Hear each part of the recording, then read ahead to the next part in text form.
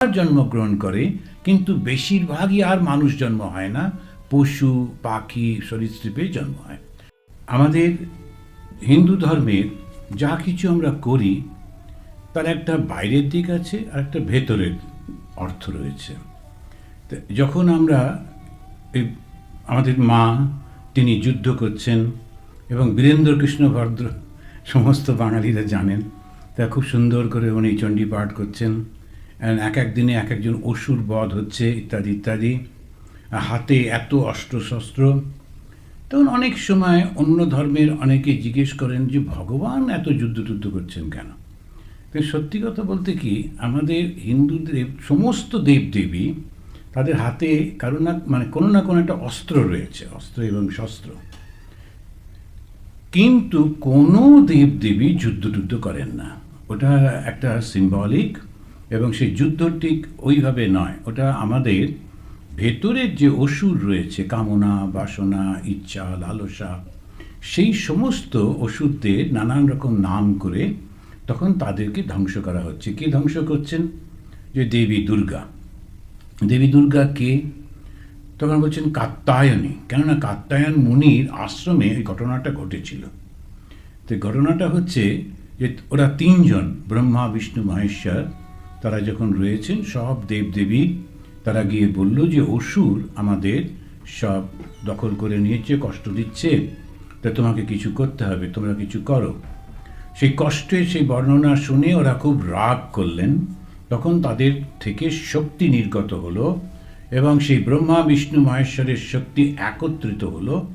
অন্য দেবদেবী তখন তাদের নিজেদের শক্তিটাও সেখানেতে দিলেন। দেবার পর সম্মিলিত সমস্ত দেবদেবীর সম্মিলিত শক্তি এই মা দুর্গা হয়ে উঠলেন।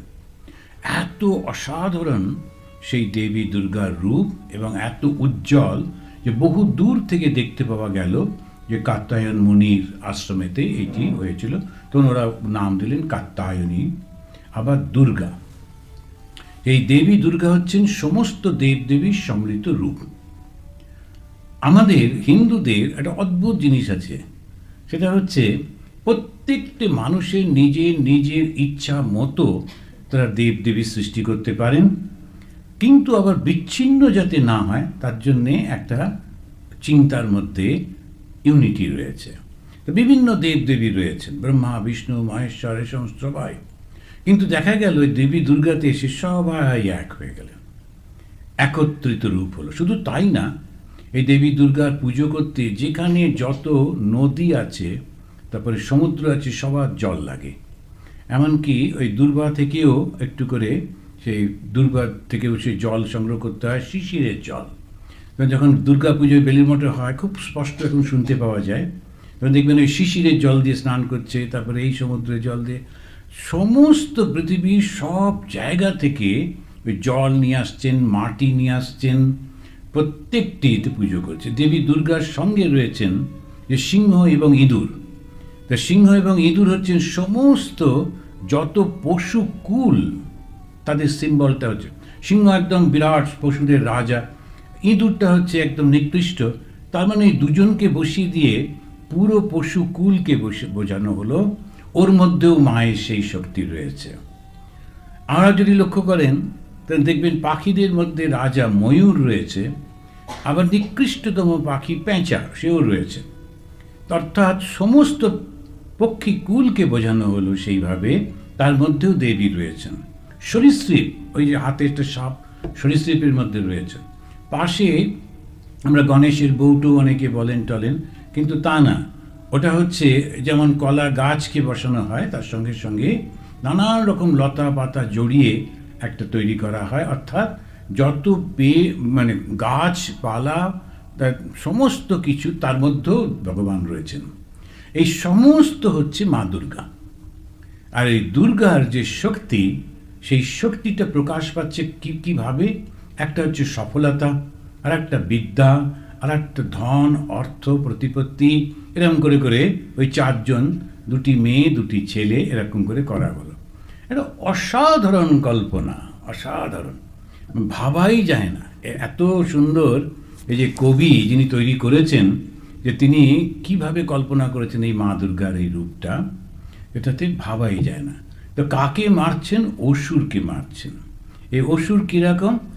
16 চ্যাপ্টার ভগবদ গীতার 4 নম্বর শ্লোক থেকে শেষ পর্যন্ত এই অসুরের বর্ণনা করা হচ্ছে।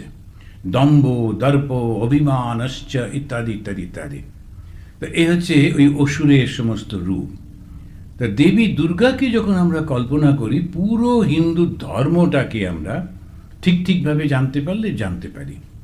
এরপরে এর সঙ্গে যোগ হয়ে গেছে সমাজের প্রত্যেকটা মানুষকে জড়িয়ে দিয়েছেন এর মধ্যে। তিনি নানান রকমভাবে এটা করেছেন।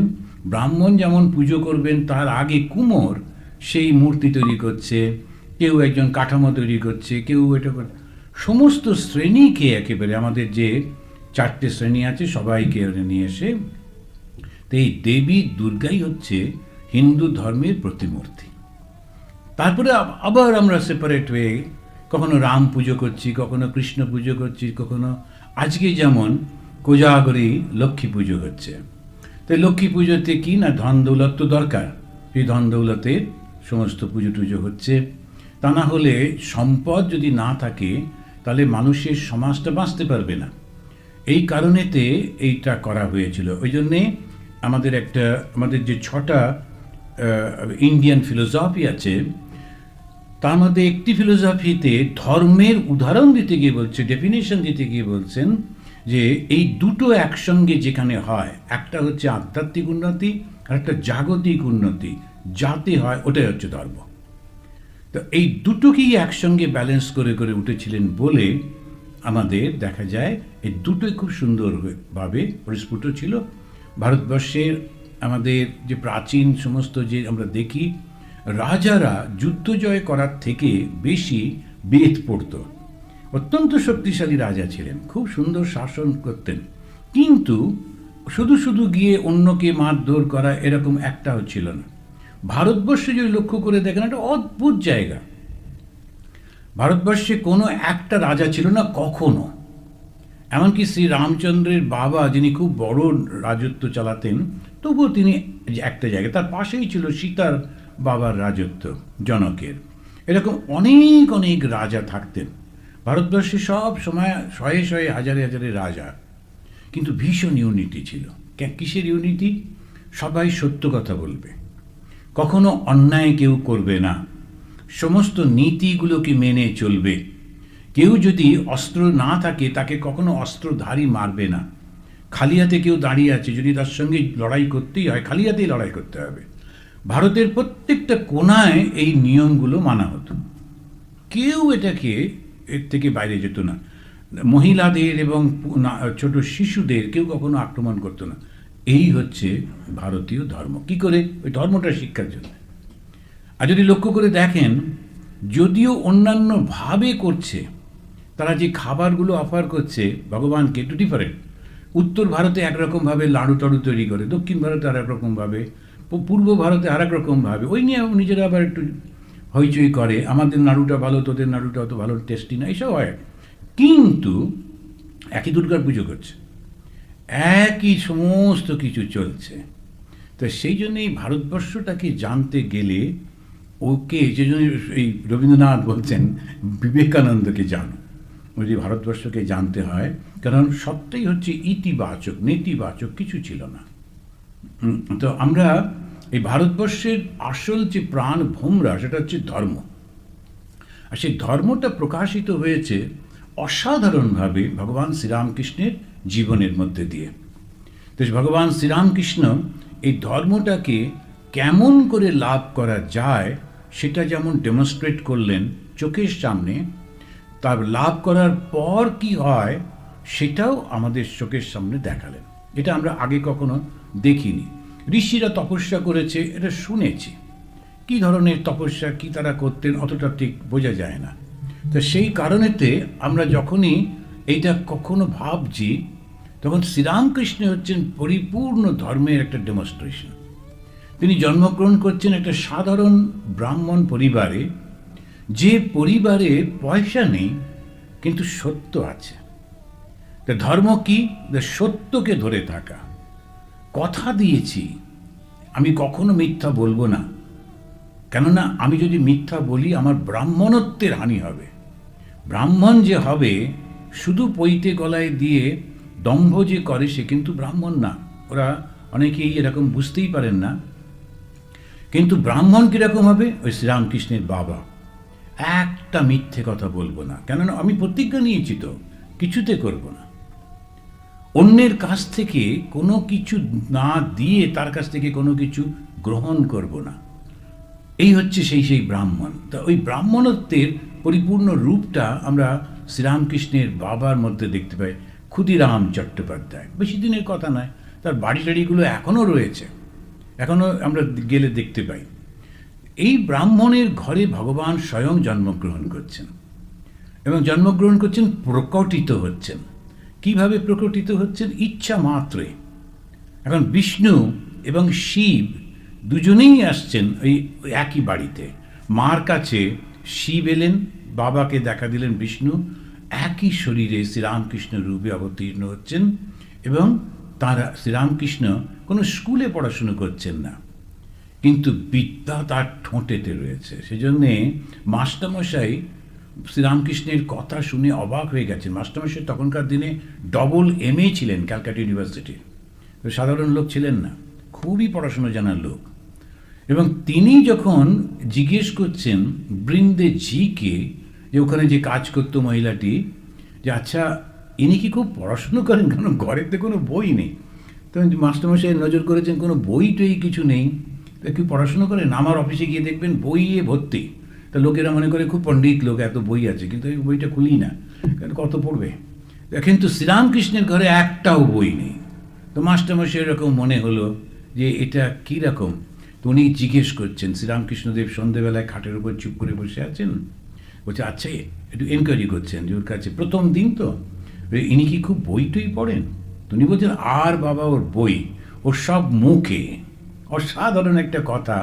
এই বৃন্দে অতি সাধারণ একজন মহিলা যে পরিষ্কার পরিচ্ছন্ন করত, সে বলল ওর বই টই সব মুখে।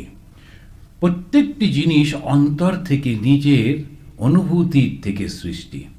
তো এই ভগবান শ্রীরামকৃষ্ণের যে বাণী, সেইটা আমরা পাঠ করছি, বেশ কিছুদিন হয়ে গেল। এই শ্রীরামকৃষ্ণের প্রত্যেকটি বাণী হচ্ছে ধর্ম। তার ধর্ম নিয়ে কনফিউশনের চূড়ান্ত অবস্থা। ধর্মটা আমরা ছাড়তেও পারি না। যে কেউ কেউ যে বলে যে না আমি ধর্ম মানব না, অল্প বয়সে ধর্ম মানব না বলে একটু লাফালাফি করে, কিন্তু যেই একটু বয়স হয়, একবার হার্ট অ্যাটাকের মতো হলো, তখনই মনে আছে যে একটা ভগবান একটু জানাজানি করা দরকার, একটু হার্টটা ছুঁয়ে যাচ্ছে, মহা মুশকিল। তারপরে কোমরে ব্যথা, তারপরে এই, তারপরে সেই, তারপরে সংসারের নানান সমস্ত সমস্যা তখন আমাদের ঠিক টেনে টেনে ওইখানে নিয়ে আসে। পরিপূর্ণভাবে স্বামী বিবেকানন্দ বলছেন একেবারে ঈশ্বর মানে না, নিজের উপরে নির্ভর করে থাকে, এরকম লোক দেখতে আমি হামাগুড়ি দিয়ে পৃথিবীর এক প্রান্ত থেকে আরেক প্রান্ত যেতে রাজি আছে। একটা লোকও নেই। মুখে বলবে কিন্তু ভেতরে আর একটা ভাব থাকে, সেখানে ভয় থাকে। তো তার থেকে বরং আমরা যদি জানি যে ধর্মটা কী জিনিস, তাহলেই তো হলো। তখন দেখা যাবে যে আমরা যে ভয় পাই যে দেবতা, ভগবান এবং ধর্মকে, তার কারণ এই বাইরের রূপটা দেখে ভয় পাই। যে যখন দেখি যে লোকেরা জল নিয়ে মাইলের পর মাইল হেঁটে হেঁটে যাচ্ছে, রাস্তায় বসে আছে, ওরে বাবা এই যদি ধর্ম হয় আমি পারবো না, দরকার নেই। কিংবা সেই এরকম করছে, সেরকম করছে, মাসের পর মাস উপোস করছে, ওটা আমি পারবো না। কিন্তু ওগুলো সব বাইরের ব্যাপার, এক একজনের মানসিক ব্যাপার। শ্রীরামকৃষ্ণদেবের ধর্ম সম্পর্কে আমরা জানব। আসুন আমরা এই মন্ত্রটি উচ্চারণ করি। আপনারা আমার পরে পরেই উচ্চারণ করুন আমার সঙ্গে। তব কথামৃতম তপ্ত জীবনম কবিভিরীড়িতম কল্মষাপহম শ্রবণমঙ্গলম শ্রীমদাততম ভুবি গৃণন্তি এ ভূরিদা জনাঃ। আমরা পড়ছিলাম যে ভগবান শ্রীরামকৃষ্ণ তিনি বলছেন ঋষিরা জ্ঞানী ছিলেন। এটা হচ্ছে ওই কথামৃত, যেটা দুটো খণ্ডে বেরিয়েছে, উদ্বোধন থেকে তার প্রথম খণ্ড, পাতা হচ্ছে 172, 172 পেজ। তো সেখানে উনি বলছেন, আর এটা 1883 11ই মার্চের ঘটনা। এখানে বলতে গিয়ে উনি বলছেন, ঋষিরা জ্ঞানী ছিলেন, তাই তারা অখণ্ড সচ্চিদানন্দকে চাইতেন। সচ্চিদ আনন্দ, অখণ্ড যার কোনো খণ্ড নেই, আর সচ্চিদানন্দ, সৎ চিৎ আনন্দ, এটাকে একসঙ্গে সচ্চিদানন্দ। সৎ মানে কি? এক্সিস্টেন্স। সৎ মানে যেটা কখনো মরে না, চিরন্তন। চিৎ মানে হচ্ছে জ্ঞান, আর আনন্দ, সচ্চিদ আনন্দ। তো কথা নেই বার্তা নেই, এরকম একটা নাম দিলই বা কেন? তারপরে ওই সচ্চিদানন্দ থেকেই আমাদের সৃষ্টি হয়েছে বললেন। কারা? ঋষিরা। কেন ঋষিরা বললেন? ওরা জ্ঞানী, জ্ঞান পথে। তো এই আমাদের এই ভারতবর্ষে অনেক জিনিসের স্বাধীনতা নেই, সমাজের কোনো জিনিসের স্বাধীনতা নেই। আমি কি খাবো ওই সমাজ এসে ঠিক করে দেয়। আজকাল আরও বেড়েছে যে তুমি কি খাচ্ছ সেটা এসে উঁকি মেরে দেখে গেল, তো মহা মুশকিল। এখন এই কি কথা বলবো, কোন ভাষা, ওটা ঠিক করে দেবে। কাকে বিয়ে করব বা কীরকমভাবে সমাজ থাকবো, ও কেউ ঠিক করে দেবে। কিন্তু ধর্মের ব্যাপারে অন্তত স্বাধীনতাটা আছে। তো এই ধর্মের স্বাধীনতাতে কিছু লোক তারা বলল, আমরা বিচার করে করে দেখব। তুমি বলে দিলে যে ভগবান এইটা বলেছেন আর আমি মেনে নেব, এটা আমার পক্ষে সম্ভব হচ্ছে না। তো ভগবান যাকে বললেন তিনি কে? তখন বললেন, তুমি নিজেকে দেখো, নিজেকে জানতে পারলেই তুমি নিজে বুঝতে পারবে আমি কি করি। প্রত্যেকটা প্রাণী সৎ, আমরা সবাই বেঁচে থাকতে চাই, আমরা কেউ মরতে চাই না। এই ভাবনাটা এলো থেকে, যেখান থেকে আমাদের সৃষ্টি হয়েছে তারই তো গুণগুলো আমাদের মধ্যে আসে। চিনি দিয়ে যদি কিছু তৈরি হয় ওটা তো মিষ্টি হবে, নুন দিয়ে যদি তৈরি হয় ওটা তো নোনতাই হবে। তো তেমনি যার থেকে আমার সৃষ্টি হয়েছে, আমরা সৃষ্টি হয়েছি, তো সেটার গুণটা তো আমরা পাবো। তো সেই গুণটা কি? কেউ মরতে চাই না, ওই পিঁপড়েটাও না। সবাই আমরা বেঁচে থাকতে চাই। এই বেঁচে থাকার এই ইচ্ছাটা কোথা থেকে এলো? সৎ, চিরন্তন হয়ে থাকার ইচ্ছা থেকে এলো, ওই সৃষ্টি থেকে এসছে, স্রষ্টা থেকে এসছে। জ্ঞানের ইচ্ছা, প্রত্যেকটা মানুষ সে জানতে চায়, প্রতিটি প্রাণী জানতে চায়। এই জ্ঞানের ইচ্ছা, এই জ্ঞানের ইচ্ছার জন্যে আমরা এই যে এত কিছু করছি, সব কিছু এই জানবার ইচ্ছা। এই জানবার ইচ্ছার জন্যই সমস্ত সৃষ্টি হয়ে চলেছে। কিন্তু এই বেসিকটা, জানবার ইচ্ছাটা এলো থেকে? যদি আপনি লক্ষ্য করে দেখেন, একজন বিজ্ঞানী সে জানবার চেষ্টা করছে যে কেমন করে এইটা হচ্ছে, কেমন করে আমাদের এই প্যান্ডামিক একটা, এখনও তার রেসটা একটু একটু আছে। তো এই দু বছরে যে প্যান্ডামিক হলো, তখন চতুর্দিকে সারা পৃথিবীতে বিভিন্ন সমস্ত আমাদের সায়েন্টিস্টরা বিভিন্ন ল্যাবরেটরিতে তারা রিসার্চ করছেন। ওদেরকে তো আমরা জানতে পারি না কে কোথায় করছে, কী পরিশ্রম করেছেন তারা, বিভিন্নভাবে জানবার চেষ্টা করছেন এই রোগটা কি এবং একে কী করে আটকানো যায়। কিছুদিনের মধ্যেই, প্রথম কয়েকদিন একটুখানি অসুবিধে ছিল, কিছুদিনের মধ্যেই বলে ফেললো যে একজনের থেকে আর একজনে যাচ্ছে, সুতরাং যদি ডিস্টেন্স মেনটেন করো এটাকে খানিকটা আটকানো যাবে, সারানো যাবে না, আটকানো যাবে।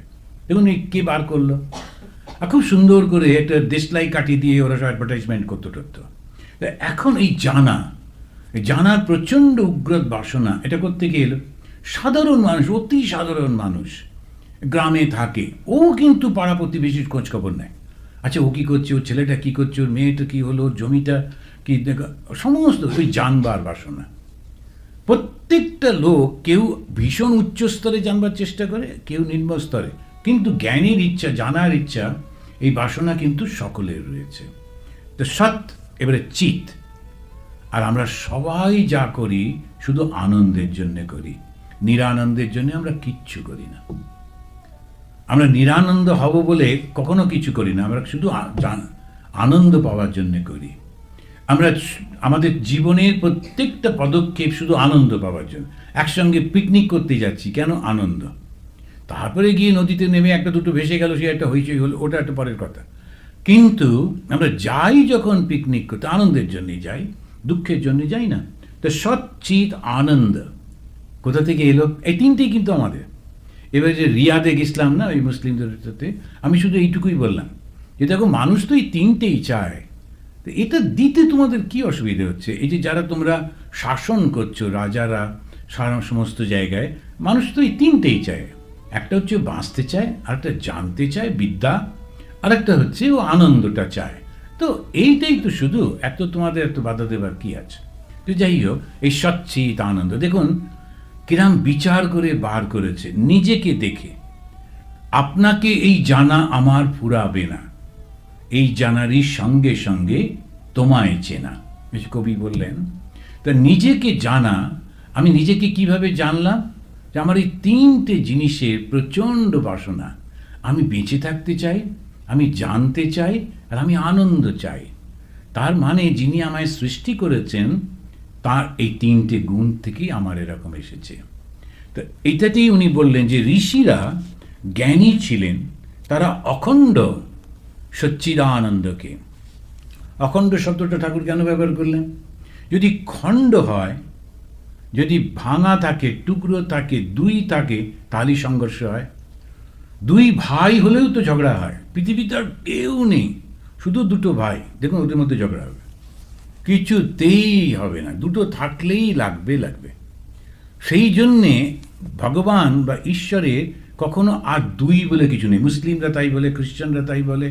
অবশ্য ওরা একটুখানি বুদ্ধিস্টরা ভগবানটাকেই উড়িয়ে দিয়েছে, যে আর দরকার নেই, অনেক কনফিউশন আছে, আবার ভগবান নিয়ে দরকার নেই বলে বুদ্ধিস্টরা ভগবানটাই বন্ধ করে দিয়েছে। কিন্তু হিন্দুদের ওরা বলছেন যে ইনি অখণ্ড, কোনো খণ্ড নেই, কোনো তার মধ্যে টুকরো নেই, তিনি সচ্চিদানন্দ স্বরূপ। কিন্তু ভক্তেরা সেকেন্ড লাইনে বলছেন অবতারকে চান ভক্তি আস্বাদন করবার জন্য। এবার আমরা আগের দিন একটুখানি পড়েছিলাম যে ভক্তেরা তারা ভগবানকে চান। ভক্তদের দৃষ্টিতে কিন্তু তখন হয়ে গেল ভগবান। জ্ঞানীর কাছে তিনি হচ্ছেন সচ্চিদানন্দ ব্রহ্ম। আবার সেই যখন মানুষটাই ভক্তি করছে তখন তে আর ব্রহ্ম বলছে না, ও তখন বলছে ভগবান। আর ভগবানকে ষড়ৈশ্বর্যপূর্ণ, তার মানে 6টা ঐশ্বর্য আছে, নানান রকমের গুণ আছে। আর ব্রহ্মের নির্গুণ, একেবারে নির্গুণ নিরাকার। একটা হচ্ছে বিচার করে করে ওইখানে পৌঁছানো, কিন্তু অত বুদ্ধি টদ্ধি নেই, কে অত বিচার করতে যাবে। কিন্তু আমি যেটাই রান্না করি সেটাই একটু ওনাকে খাওয়াতে ইচ্ছে করে, একটা ফুলের মালা পরাতে ইচ্ছা করে, একটু ধূপ দেখাতে ইচ্ছা করে, এইরকম সাজিয়ে রাখতে ইচ্ছা করে, আর খুব সুন্দর সুন্দর মন্ত্রের মানে স্তবের মতো করে ওনাকে প্রকাশ করতে ইচ্ছা করে। এই সমস্ত কিছু ভক্তির থেকে আসছে। এই যে দুর্গা স্তবগুলো পাঠ করা হয়, চণ্ডী পাঠ করা হচ্ছে, ইত্যাদি ইত্যাদি। তো ওই নানান রকম। কিন্তু আবার কেউ কেউ বলবে চণ্ডী রাত্রে পড়তে নেই, তারপরে চণ্ডী পড়তে গিয়ে একবার যদি থেমে যাও তাহলে আর হবে না, সব এগুলো সমস্ত তার সঙ্গে সঙ্গে ওরা বলে বটে, যাতে আমরা খুব অ্যাটেনশন দিই, ভালোভাবে করি। কিন্তু ওরা কোনো ব্যাপার নেই, জ্ঞানটাই তো আসল। এখন এই জ্ঞানটা পেতে গেলে ওই ভক্ত বলছে যে ভগবানকে তখন আস্বাদন। আর ওই আস্বাদনটা করবে কি করে? তখন ওই ভগবান স্বয়ং নিজেই মানুষের রূপ ধারণ করে করে আসছেন। তিনি বহু রকমভাবে এসেছেন, কিন্তু তাতে মানুষের ঠিক লাভ হয়নি, ঠিক আনন্দ করতে পারছে না। বরাহ অবতার হয়ে এসছেন, কখনো কুর্ম অবতার হয়ে এসছেন, মৎস্য অবতার হয়ে এসছেন, কিন্তু মানুষ ওতে আনন্দ পাচ্ছে না। নৃসিংহ অবতার হলেন, মানুষ ভয় পাচ্ছে। কিন্তু যখন রাম অবতারে এলেন তখন খুব খুশি হয়ে গেল। রমায়তি ইতি রাম। রাম শব্দের অর্থ কি? রাম শব্দের অর্থ হচ্ছে আনন্দ। যিনি আনন্দ প্রদান করেন তিনিই হচ্ছেন রাম। তো রমায়তি ইতি রাম। তারপরে তিনি আসছেন কৃষ্ণ রূপে, কর্ষয়তি ইতি কৃষ্ণ। তো কৃষ্ণ কি করেন? তিনি আকর্ষণ করেন। আকর্ষণ কাকে করেন? ওই মানুষের মনটাকে, তাকে খুব আকর্ষণে, কৃষ্ণের প্রতি আকর্ষণ সব থেকে বেশি। রামকে ভালো লাগে, কিন্তু কৃষ্ণের প্রতি আকর্ষণ সব থেকে বেশি লাগে। তো এই সমস্তগুলো এবার যখন তারা জন্মগ্রহণ করলেন, তারা বড় হচ্ছেন, নানান রকম ঘটনা হচ্ছে, ওইগুলো মানুষ তখন সেগুলো স্মরণ করতে থাকে। তার উপরে নাটক হচ্ছে, তারপরে নানান রকম হচ্ছে, সেগুলোই স্মরণ করতে থাকে বারবার, তাতে আনন্দ হয়। তো ভক্তি আস্বাদন করবার জন্যেই এই অবতারকে চান। কিন্তু অবতার আমাদের যেমন বিভিন্ন জায়গায় আমরা আলোচনা আছে এবং জানি, অবতার আর জীবের একরকম না। জীবও জন্মগ্রহণ করে, একটা শরীর থেকে আর একটা শরীরে যায়। অবতার কিন্তু তা করেন না। অবতার ইচ্ছামতো দেহ ধারণ করেন, আবার ইচ্ছামতো দেহ ছেড়ে দিতে পারেন। নিজের ইচ্ছাতে তিনি করেন। আর জীব তার কর্মফলে করে। তার কর্মফলটা এমন, তাকে দেহ নিতেই হবে। একজন আজকেই জিজ্ঞেস করছিলেন যে মৃত্যুর পর কি হয়। তাই আমি বললাম যে মোটামুটিভাবে যেগুলো জানা যায় সেটা থেকেই বলা যেতে পারে। অনেক রকমের রিসার্চও করেছে এই ওয়েস্টার্ন ওয়ার্ল্ডে, তারা সব বলেছে, বেশ কিছু বই টই আছে। আর স্বামী অবিদানন্দজি তার কয়েকটা বক্তৃতার মধ্যে বলছেন। আর মানুষ যখন মারা যায় তখন কি হয়? মারা যাওয়া মানে এই মনটা যেটা বায়বীয় সেটা তো আর নষ্ট হয় না, ওটা তো থাকে। আর এই মনটা দেহ ছাড়াই থাকে। প্রমাণ স্বপ্ন। যখন আমরা ঘুমোই তখন কিন্তু দেহটা থাকে না, কিন্তু মনটা পুরো জগতে ঘুরে বেড়াচ্ছে। সে তার বন্ধু, তার শত্রু, তারপর ঝগড়া, তারপর আনন্দ, স্বপ্ন, সারা রাত ধরে স্বপ্ন দেখছি। অথচ দেহ তো নেই, পুরো জগৎ রয়েছে। সেখানে গিয়ে খাচ্ছি, খাবার টেস্ট অনুভব করতে পারছি। একটা ভালো মিষ্টি খেলাম, বেশ পুরো স্বপ্নের মধ্যে। তখন মনেই হয় না যে এ আবার কি স্বপ্ন, আবার কি মিষ্টি খাওয়া যায় নাকি। যদি মনে হয় স্বপ্নের মধ্যে মিষ্টি খাওয়া যায় নাকি, সেটা আবার স্বপ্ন না, তখন আবার স্বপ্ন ভেঙে গেছে। স্বপ্ন যখন দেখি তখন কিন্তু পুরোপুরি। তাহলে কি প্রমাণ হলো? প্রমাণ হলো দেহ ছাড়াও কিন্তু একটা জগৎ আছে। কিসের জগৎ? মনের জগৎ। তো আমার যখন দেহটা চলে যায়, আমি ঘুমেতে প্রতিদিনই কিন্তু আমরা মরে যাই, প্রতিদিনই শরীরটা ত্যাগ করি, মনটা আলাদা ঘুরে ঘুরে বেড়ায়। এবারে একবার এমন একটা হলো, পুরোপুরিভাবে শরীরটা ত্যাগ করলাম, তখন ওই মনটা আর ভেতরে ঢুকতে পারে না। ঢুকতে না পারলেও ও ত্যাগও করতে পারে না, বারবার ছুটে ছুটে আসে আর ওই শরীরে ঢোকবার চেষ্টা করতে থাকে। সেই জন্যে বলে যে 12 দিন, ওই 11 দিন, 13 দিন, কারো 15 দিন, এরকম করে 21 দিন, এসব নানা রকমের ওই পণ্ডিতরা সব ঠিক করেছেন। তো ওই যে আকর্ষণটা প্রবল, ওই শরীরের থেকে বেরোবো কী করে, ওটা ঘুরতে। বিশেষ করে যখন হঠাৎ করে মারা যান, একটা অ্যাক্সিডেন্টে মারা যান, ওইখানেতে থাকবেই থাকবে ওই আত্মা, ঘুরতে থাকে। লোকের ওখানে গেলে একটু ভয়ও পায়। তার কারণ হচ্ছে ও তো বুঝতে পারছে না না কী করে শরীরটা চলে গেল। অনেক দিন ভুগে ভুগে যখন শরীর যায় তখন থাকে না, খুব বিরক্ত হয়ে গেছে শরীরটার উপর, সুতরাং সেই শরীরটা যায় কোথায়? এই সেখানেই বলছেন উনি, প্রথমে ওরা যায় চন্দ্রলোকে। তো চন্দ্রলোক এই চাঁদ কিংবা অন্য কোনো, সেটা আমি জানি না, কিন্তু বলা হচ্ছে চন্দ্রলোক। এই চন্দ্রলোকেতে গিয়ে ওরা অপেক্ষা করে। আর যাদের প্রবল বাসনা থাকে শরীর ভোগের, তখন তারা আবার জন্মগ্রহণ করে। কিন্তু বেশিরভাগই আর মানুষ জন্ম হয় না, পশু পাখি সরীসৃপে জন্ম হয়। প্রবল বাসনা থাকে, ওই বাসনাটা ভোগ করবার জন্য ওরা ওই শরীরগুলো পায়। আবার শুরু হয় জীবনে, চলতে থাকে। আবার যারা দু রকমের মানুষ, এক ধরনের মানুষ আছে যারা পূর্বপুরুষকেই দেবতা হিসেবে মনে করে। এই দেখবেন ভারতবর্ষে অনেক আছে, পূর্বপুরুষকেই দেবতা মনে করে। আর আমাদের সারা পৃথিবীতে পূর্বপুরুষ পুজো এখন হয়। কিছুদিন আগে, দুর্গা পুজোর আগেই আপনারা সবাই ওই যে সব জল দিয়ে করে, হ্যাঁ, ওটা একটু পূর্বপুরুষকে আমরা শ্রদ্ধা জানাচ্ছি। কিন্তু কিছু কিছু লোক আছে, ট্রাইব আছে, যাদের কাছে আর অন্য কোনো দেবতা নেই, পূর্বপুরুষই দেবতা। তো এরকম ওরা কি হয়, মৃত্যুর পর ওই পূর্বপুরুষের কাছে যায়, কারণ ওটাই তো ওদের মনের মধ্যে, ওর কাছে যাব, ওর কাছে যাব, তো সুতরাং তো ওইখানেতে যায় পূর্বপুরুষের এতে। আরেক দল আছে যারা ভগবানের পুজো করে, দেবতার পুজো করে, তখন ওরা ওই দেবতার কাছে চলে যায়। ওই যখন দেবতার কাছে যায় দেবলোক বলে। আর একটা হচ্ছে পিতৃলোক, আর হচ্ছে অসুর লোক। অসুর মানে ওই নানা রকমের। তো এইটাই হচ্ছে মোটামুটিভাবে আমরা তিনটে এতে আমরা করি। তো সেইটাতেই আমাদের তিনটে ভাবে আমাদের এটা হয়। সেই সব নিয়ে অত চিন্তা না করে যখন আমরা বেঁচে আছি, তখন আমরা যদি দেখি যে পুরো ঘটনাটা ঘটছে কি করে, শরীরে হচ্ছে কি না, কোথায় হয়, মনে হয়।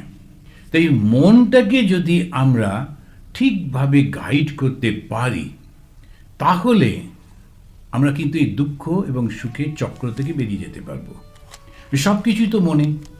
যোগ বাশিষ্ঠে পরিষ্কার করে বলছেন, রাম, তোমার যে শরীরটা সৃষ্টি হয়েছে ওটা তোমার মনের জন্য হয়েছে। তুমি যেমনভাবে চিন্তা করো সেইভাবেতেই তোমার শরীর প্রাপ্ত হয়। তো তোমার শরীর হচ্ছে তোমার মনের। যোগ বশিষ্ঠে গুরু বশিষ্ঠদেব বলছেন।